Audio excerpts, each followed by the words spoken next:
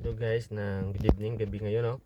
Bali, tuturuan ko po kayo kung saan hanapin yung chassis number ng Nissan Livina Automatic MPV. Nang dito lang tayo guys sa may ituturo ko. Okay. Bali dito yan. Yung driver side nandun. Dito yun sa passenger side makikita. Ito. Bali sa ibaba ng upuan ng driver side, yan yung makikita yung, sorry guys kasi medyo hindi siya malabo eh. Yan o, kung nakikita nyo yan guys, dyan yung makikita yung chassis number nya.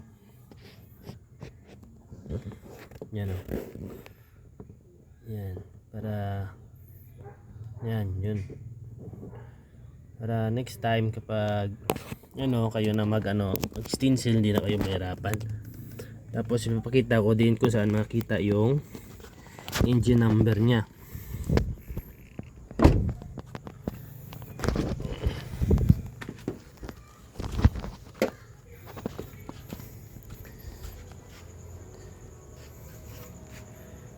Yan.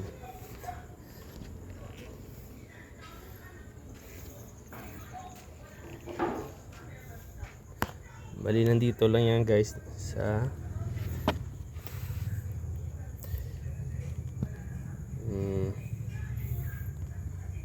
wait lang, siya masyadong malinaw eh.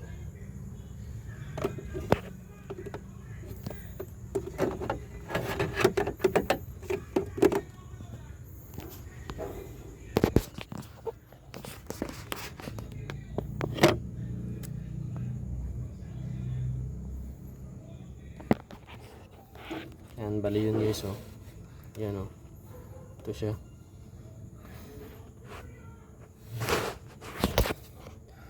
Yan yun naman makikita yung engine number nya sa ilalim yan. Yan.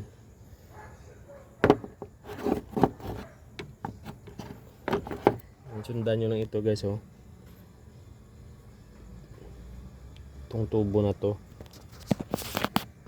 Yan, itong tubo na to.